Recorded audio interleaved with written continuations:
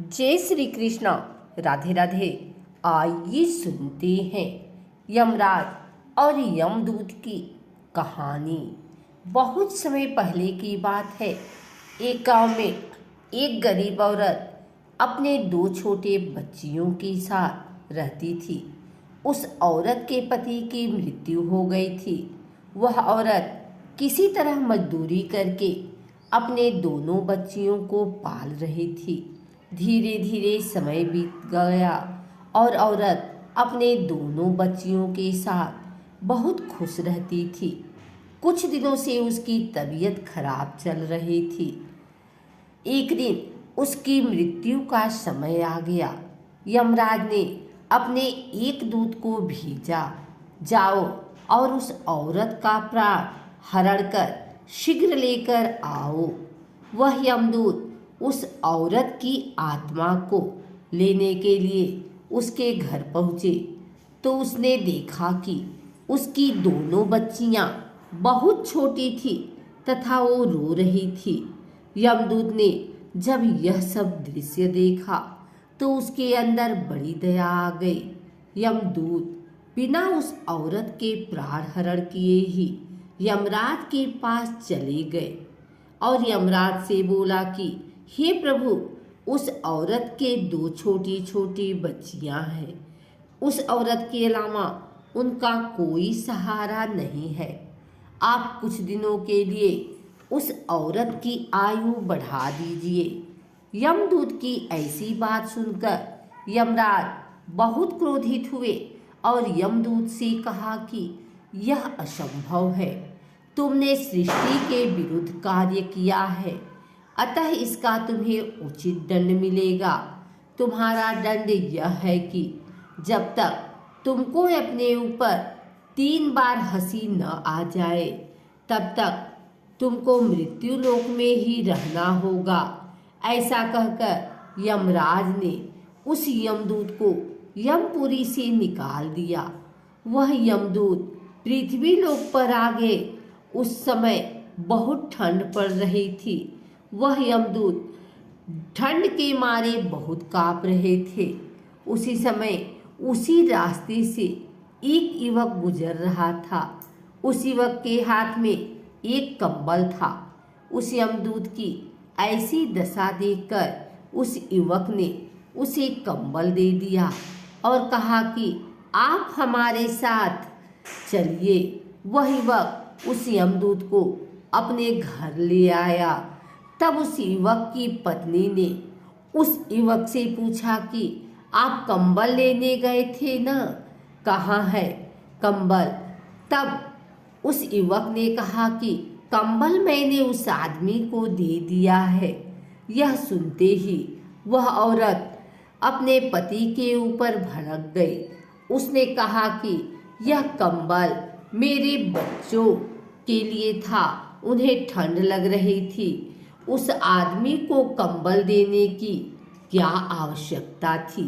यह सुनकर उस यमदूत को अपने ऊपर हंसी आ गई कि भला हमें कंबल की क्या आवश्यकता है, मैं तो खुद यमदूत हूँ।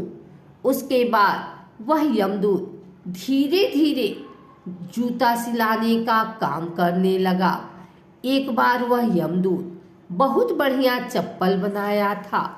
तब एक आदमी ने उस यमदूत से कहा कि क्या तुम्हें पता नहीं है कि इस राज्य में चप्पल सिर्फ मरने वालों के लिए ही बनाया जाता है। थोड़ी देर बाद राजा का एक सिपाही आया और उस यमदूत से बोला कि राजा का देहावसान हो गया है, उनके लिए एक चप्पल बना दो। यमदूत तो पहले से ही चप्पल बनाकर रखा हुआ था। यह सोचकर उस यमदूत को दूसरी बार अपने ऊपर हंसी आई। उसके बाद उस यमदूत के सामने एक गाड़ी आई। वह गाड़ी काफी महंगी थी। उस गाड़ी से 2 लड़कियां तथा एक औरत बाहर निकलती है। वह यमदूत उन दोनों लड़कियों को देखकर बहुत हैरान हो गए थे कि ये तो वही लड़कियां हैं जिनके माँ के प्राण मैं हरण करने गया था, उस समय यह दोनों रो रही थी। वह यमदूत उस औरत से पूछा कि ये दोनों लड़कियां कौन है। वह औरत बोली कि मैंने इन दोनों लड़कियों को गोद लिया है। बचपन में ही इनकी माँ का देहावसान हो गया था। उसके बाद ये अनाथ आश्रम रहती थी। मेरे पास कोई औलाद नहीं थी, इसलिए मैंने इन दोनों को गोद ले लिया। मेरे पास धन दौलत की कोई कमी नहीं है। मेरे बाद सब कुछ इन्हीं दोनों का तो है। यह सुनकर उस यमदूत को अपने ऊपर तीसरी बार हंसी आई। वह सोचने लगा कि इनके लिए ही मुझे यमपुरी से निष्कासित किया गया था। आज यही लोग ऐश की जिंदगी जी रहे हैं। उसके बाद वह यमदूत यमराज के पास यमलोक वापस चले गए। दोस्तों, ईश्वर जो कुछ भी करता है उसमें कहीं न कहीं आपके लिए भला छुपा हुआ रहता है। इस कहानी में सुनिए कि यदि उस औरत का प्राण हरण न होता तो वह दोनों बच्चियां अनाथ आश्रम में न पहुंचती। यदि वो दोनों अनाथ आश्रम में पहुंचती तो वह औरत उन दोनों बच्चियों को गोद ले लेती। इसीलिए सब कुछ अपने निर्धारित समय पर होना आवश्यक है। जो कुछ आपको मिलना है वो सब निर्धारित समय आने पर आपको मिल जाएगा। इसलिए हमें कभी भी किसी बात की अफसोस नहीं करना चाहिए। ईश्वर हमारे साथ कुछ भी करता है उसमें कहीं न कहीं हमारी भलाई छुपी होती है।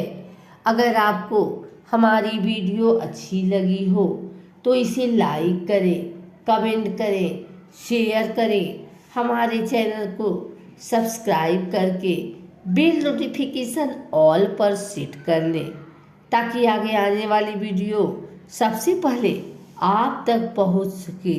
धन्यवाद।